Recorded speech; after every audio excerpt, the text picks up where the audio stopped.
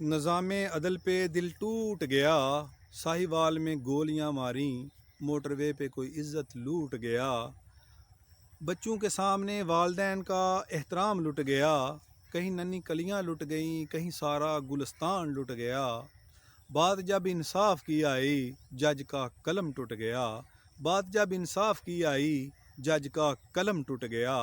تو ایک شکاری نے بڑی مشکل سے شتر مرغ کا شکار کیا، اور وہ شتر مرغ جو تھا وہ اس نے ایک کسائی کے حوالے کر دیا کہ اس کا گوشت تیار کر دیں، جو اجرت ہوگی وہ میں آپ کو دے دوں گا، تو جب تک آپ گوشت تیار کریں گے اتنی دیر میں بازار سے کوئی سودا سلف لے آؤں۔ کسائی نے کہا جی بالکل ٹھیک ہے۔ وہ بازار کی طرف روانہ ہو گیا۔ تھوڑی دیر کے بعد ایک قاضی صاحب وہاں پہ آ گئے، جس کو ہم لوگ انگلش میں جج بولتے ہیں۔ قاضی صاحب نے جب شتر مرغ دیکھا تو اس نے کہا جی اس کا گوشت بنا کے میرے حوالے کر دیں۔ تو کسائی نے کہا یہ آپ کو نہیں مل سکتا، یہ کسی کی امانت ہے، تو اگر آپ کو دے دوں تو جس کی امانت ہے اس کو کیا جواب دوں گا۔ قاضی نے کہا اس کو کہنا آپ کا شتر مرغ بھاگ گیا۔ اس نے کہا جی وہ تو ذبح کر کے دے گا، یہ جو موضوع ہے یہ غیر مناسب ہے، مانے گا نہیں وہ۔ اس نے کہا نہیں نہیں کوئی ایسی بات نہیں۔ اس نے جب جج نے اس کو پریشرائز کیا نا، اس نے کہا میری عدالت میں مسئلہ آنا کوئی ایسی بات نہیں، آپ کر کے دیں مجھے۔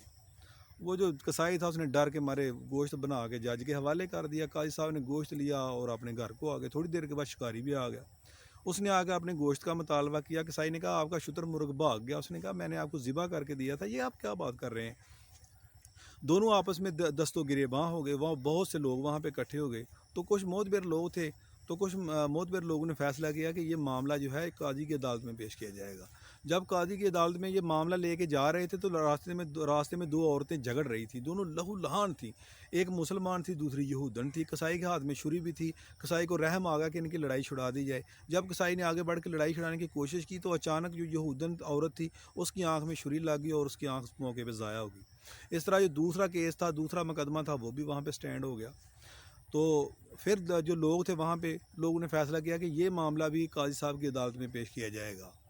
پھر جب وہ عدالت کی طرف روانہ ہوئے، جب عدالت کے گیٹ پہ پہنچے تو جو کسائی تھا اس کے ذہن میں سوال آیا کہ پہلے شتر مرغ کا مسئلہ تھا، اب یہ یہودن کا مسئلہ بھی کھڑا ہو گیا، نہ جانے مجھے کیا سزا ملے گی۔ وہ ڈر کے مارے وہاں سے بھاگ گیا۔ لوگوں نے بھی اس کے پیچھے بھاگنا شروع کر دیا۔ وہ ایک بہت بڑے درخت پہ چڑھ گیا۔ جب درخت کے اوپر چڑھا تو لوگوں نے اس کو نیچے اتارنے کی کوشش کی۔ اس نے اوپر سے چھلانگ لگائی، نیچے ایک بڑی عمر کے بزرگ تھے، ان کے اوپر وہ گرا تو بزرگ جو تھے وہ موقع پہ جاں بحق ہو گئے۔ اس طرح ایک 302 کا مقدمہ بھی وہاں پہ سٹینڈ ہو گیا۔ لوگوں نے اس کو پکڑ لیا، پکڑ کے قاضی کی عدالت میں پیش کیا۔ سب سے پہلے شتر مرغ کا معاملہ پیش کیا گیا۔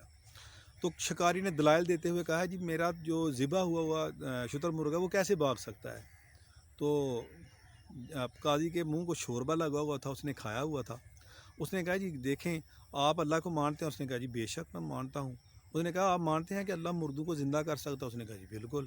اس نے کہا آپ مانتے ہیں کہ وہ ہر چیز پر قدرت رکھتا ہے؟ اس نے کہا جی بالکل۔ تو مزید آگے بڑھنے سے پہلے اگر آپ میرے چینل پر نئے ہیں تو برائے مہربانی چینل کو سبسکرائب کر دیں اور بیل آئیکن کو آن کر دیں تاکہ نئی آنے والی ویڈیوز آپ کو بر وقت ملتی رہیں۔ اس نے کہا اگر آپ یہ مانتے ہیں کہ اللہ مردوں کو زندہ کر سکتا ہے، اگر آپ یہ مانتے ہیں کہ وہ ہر چیز پر قادر ہے، تو پھر آپ یہ کیوں نہیں مانتے کہ آپ کا جو شتر مرغہ وہ زندہ ہو کے بھاگ سکتا ہے۔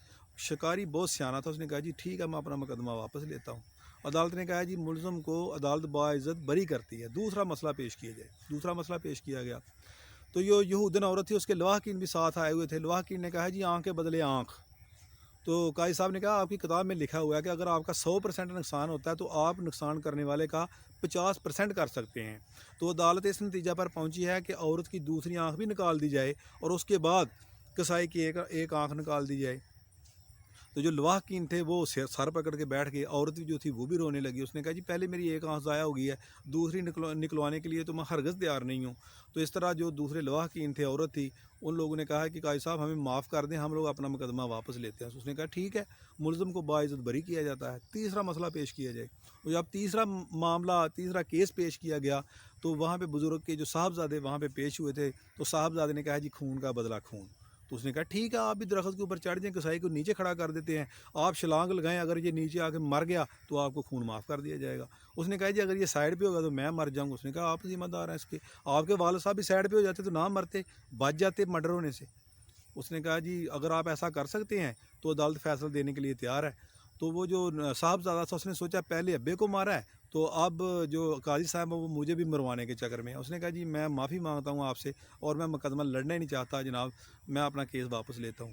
جج صاحب نے کہا ٹھیک ہے جی، عدالت ملزم کو باعزت بری کرتی ہے۔ تو ایک شتر مرغ کے گوشت کے بدلے कसाई तीनों केसेस में से बाइज़्ज़त बरी हो गया। तो यहाँ पर हम इंसाफ लेने के लिए जाते हैं, अगर वहाँ से बेइंसाफ़ी शुरू होती है तो फिर दुनिया का कोई ऐसा कानून नहीं है जो उस मुल्क और कौम को तबाह होने से बचा ले।